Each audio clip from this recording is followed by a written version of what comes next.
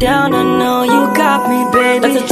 Assalamualaikum warahmatullahi wabarakatuh. Perkenalkan, saya Kurniasi. Hari ini saya akan membawakan presentasi singkat tentang pengantar dan keunggulan desain pemrograman berorientasi objek atau yang biasa disebut OPP.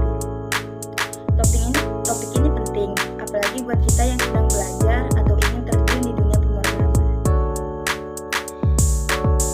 Lanjut, ini adalah garis besar yang akan kita bahas hari ini. Kita mulai dari pengertian OPP, konsep dasarnya seperti kelas objek, lalu masuk ke pengenalan UML sebagai alat bantu visual.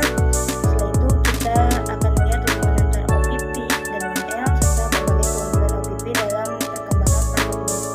Terakhir, ada studi kasus singkat dan penutup. Apa itu OPP? OPP adalah singkatan dari Object Oriented Programming, yaitu sebuah paradigma pemrograman yang berfokus pada objek. Objek di sini bisa kita anggap sebagai representasi dari hal-hal nyata. Contohnya, di dunia nyata, kita mengenal manusia, mobil, ataupun buku. Nah, di OPP, semua itu bisa dijadikan objek dan kode, lengkap dengan data dan fungsinya masing-masing. Lanjut, konsep dasar OPP. OPP mempunyai 4 konsep utama. Pertama, class, objek, atribut, dan metode. Yang pertama yaitu class. Class adalah cetak biru atau template daripada objek. Yang kedua, objek adalah hasil nyata dari class. Yang ketiga, atribut yaitu data atau ciri-ciri yang dimiliki objek. Dan yang terakhir, yaitu metode adalah aksi atau fungsi yang bisa dilakukan objek. Nah, ini ada contoh dari OPP. Misalnya kita anggap manusia sebagai objek. Atributnya bisa nama, usia, dan tinggi badan. Sedangkan metodenya bisa berjalan, berbicara, tidur, dan makan. Contoh lainnya itu kelas mahasiswa dengan atribut NIM dan nama. Metodenya bisa seperti registrasi atau ikut ujian. Lanjut, apa itu UML? UML atau yang sering disebut Unified Modeling Language adalah alat bantu visual untuk menggambarkan sistem perangkatnya. UML bukan bahasa pemrograman, tapi semacam blueprint grafis yang mendesain sistem.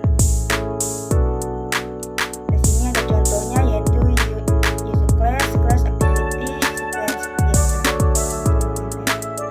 Manfaat dari UML: dengan diagram UML, tim bisa lebih mudah berdiskusi, terrepresentasi jadi jelas, dan kita bisa tahu struktur sistem sebelum mulai ngomong.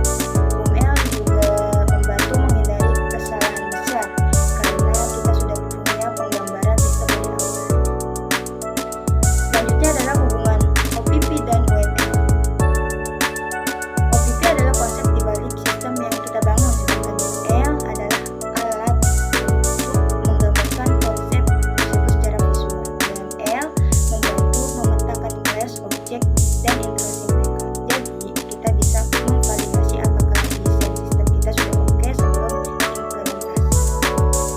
Lanjut, mengapa desain terlebih dahulu?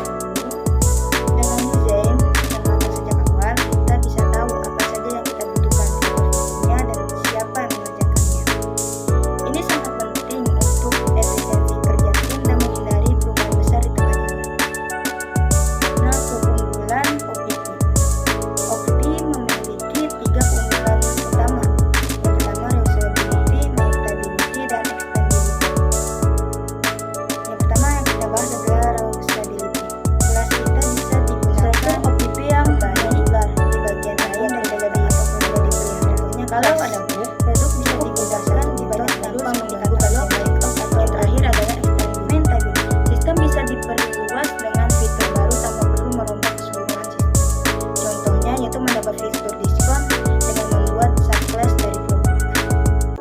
Nah, selanjutnya adalah studi kasus.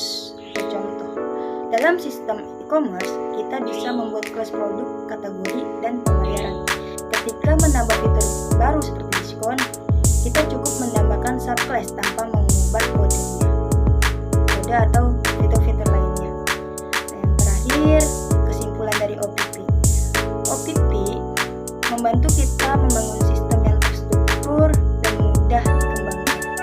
UML memperoleh desain dan visualisasi yang